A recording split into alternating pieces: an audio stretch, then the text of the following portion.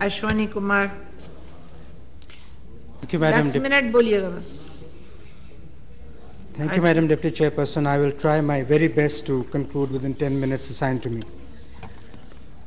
May I at the threshold state, ma'am, that I rise with certain amendments to the bill which I have introduced on the premise that the bill in its present form does not measure up to the spirit of the Supreme Court judgment, of which this bill is a sequel.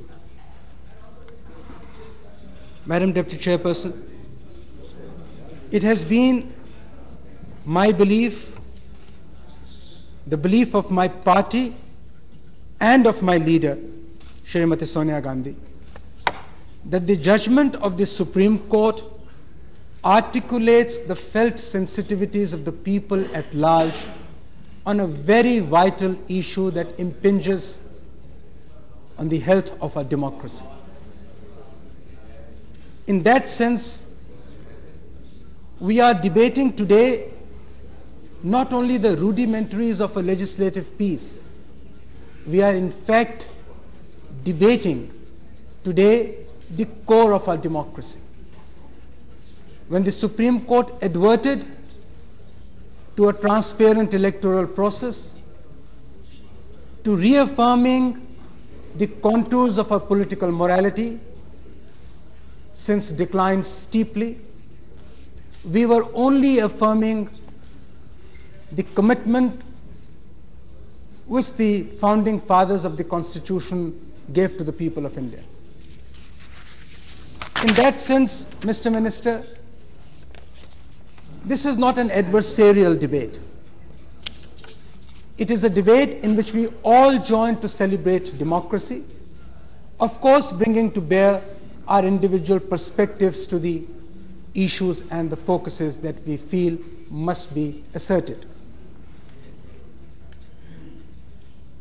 I would like very much to respond to what my dear friend Mr. Arun Jaitley stated. In fact, the gravamen of his presentation was that the bill must be supported because it affirms parliamentary supremacy.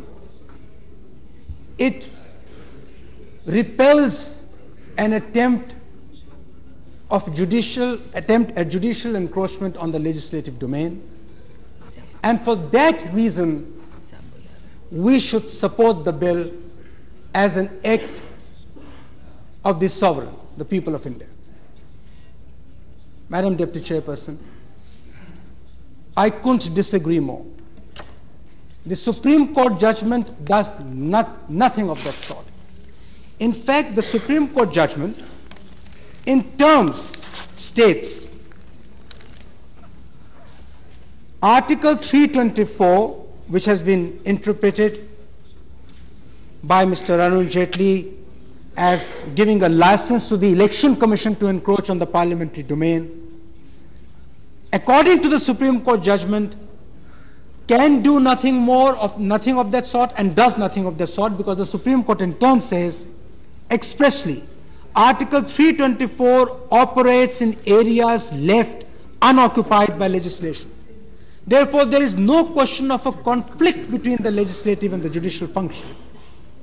The court further said, the Commission shall not act in violation of law made by Parliament where one exists.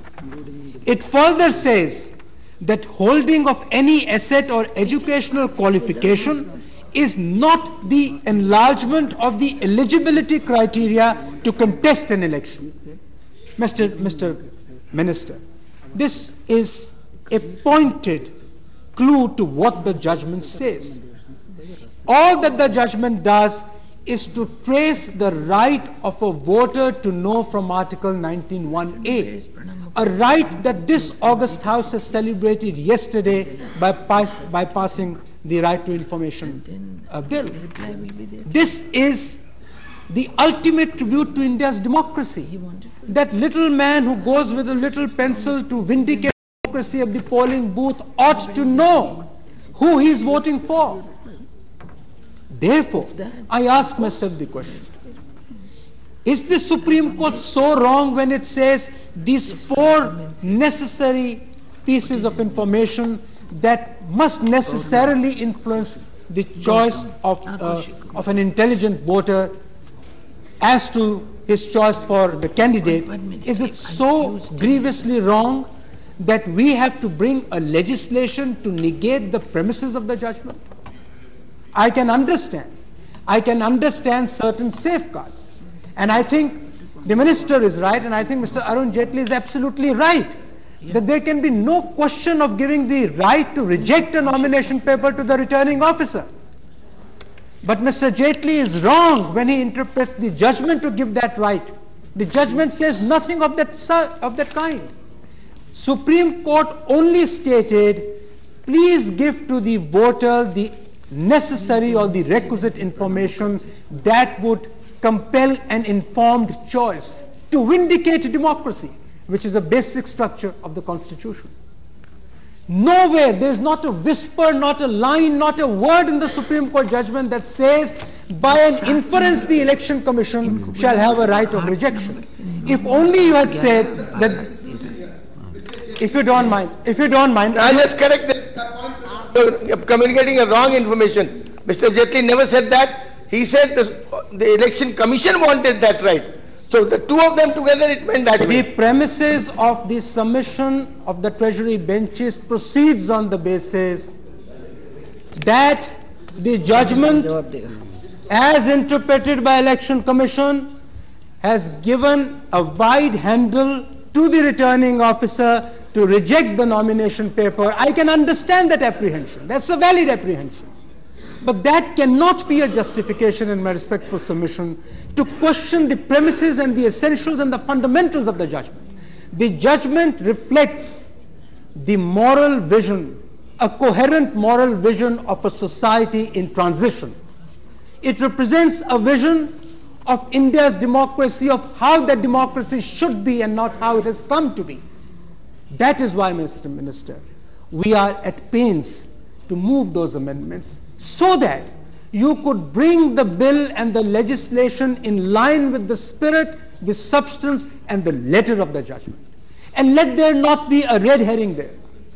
Please, for heaven's sake, let there not be a red herring. There is no question of any conflict between the legislative and the judicial domains.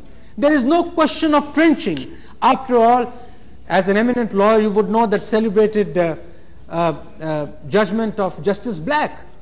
In fact, in the US, when the whole doctrine of judicial review was being challenged as being non-democratic, as being a negation of the parliamentary principle, parliamentary supremacy, he said, it is not we sitting as judges who do a thing or invalidate a statute. We do it by the command of the Constitution. And the command of the Constitution is the people's command, and the people's command is against the command of this august House. Therefore, when the Constitution itself confers the power to determine the contours of the separation functions and separation of powers, you can't fault the Supreme Court from doing its constitutional function.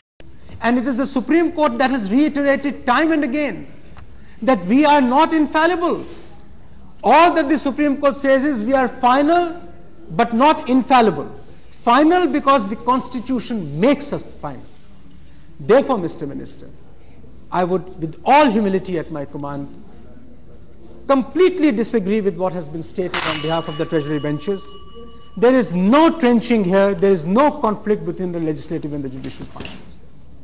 If you want this nation to know that the political establishment in this country has not balked when it came to electoral reforms, that it has not become a judge in its own cause, that it has not found an escape route to dilute the spirit of the judgment of the Supreme Court, please, I beg of you to accept our amendments, because posterity will then not be able to fault us for not rising up to the occasion.